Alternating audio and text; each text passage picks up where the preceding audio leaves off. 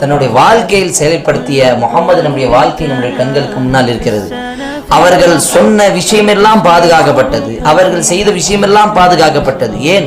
அவர்கள் ஒரு பார்வை பார்த்து அந்த பார்வை பார்த்தவுடன் அதை தடுக்காமல் இருந்து அதை அங்கீகரித்தார்கள் என்று சொன்னால் அந்த விஷயமும் ஹதீசுகளாக நபிமொழியில் பாதுகாக்கப்பட்டது. அப்ப இதெல்லாம் பாதுகாக்கப்பட்டது எதற்காக? நபி அவர்கள் இந்த குர்ஆனில் இருக்கக்கூடிய ஒவ்வொரு விஷயத்தின் மீதும் தன்னுடைய வாழ்க்கையில் நடைமுறையில் எடுத்து வந்தார்கள், மக்களுக்கு சொன்னார்கள். கான ஹுலுகுல் குர்ஆன், நபிமார்களுடைய அந்த நபியுடைய முஹம்மதினுடைய நபியுடைய முழு வாழ்க்கையும் இந்த குர்ஆன் அடிப்படையில் தான் இருந்தது. இப்ப நம்மளுடைய முன்மாதிரி நபிமார்கள் அந்த நபி முஹம்மது தான். லக்கத் கான லக்கும் ஃபீ ரசூலில்லாஹி உஸ்வத்துன் ஹஸனஹ், உங்களில் சிறந்தவர் யார்? அல்லாஹ்வுடைய தூதர் ஸல்லல்லாஹு அலைஹி வஸல்லம் வாழ்க்கையை தான் உங்களுக்கு அழகிய முன்மாதிரி இருக்கிறது. லக்கத் கான லக்கும் ஃபீ ரசூல், அல்லாஹ்வுடைய தூதர் யார்? முஹம்மது நபி. அப்ப நாம் இறைவனிடம் சிறந்தவராக இருக்க வேண்டும் என்று சொன்னால் அந்த இறைவனை உண்மையான விதத்தில் பயந்து வாழ வேண்டும்.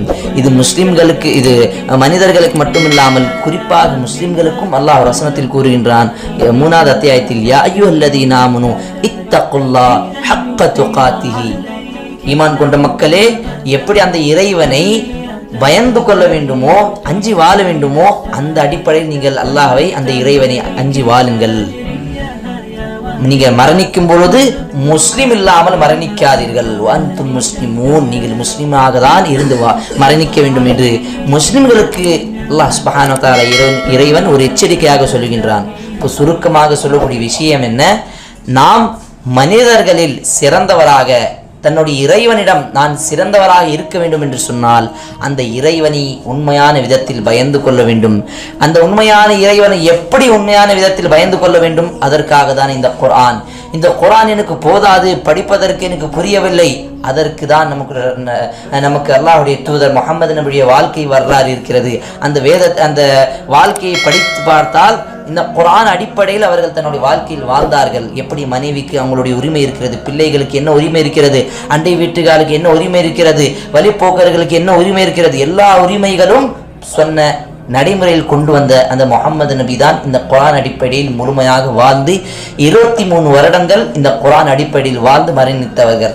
அப்ப நாம் சிறந்தவராக இருக்க வேண்டும் என்று சொன்னால் அந்த இறைவனை உண்மையான விதத்தில் பயந்து கொள்ள வேண்டும். இது முஸ்லிம்களுக்கு மட்டுமில்லாமல் ஒட்டுமொத்த மனித சமுதாயத்திற்கும் சொன்ன ஒரு செய்திதான். இன்ன அக்ரமக்கும் இன்தல்லாஹி அத்காக்கும், உங்களில் மிக கண்ணியமிக்கவர்கள், மிக சிறந்தவர்கள், உங்களில் யார் அதிகமாக உண்மையான அந்த இறைவனை பயந்து வாழ்கிறார்களோ அவர்கள்தான் உண்மையான அல்லாஹ்வை அந்த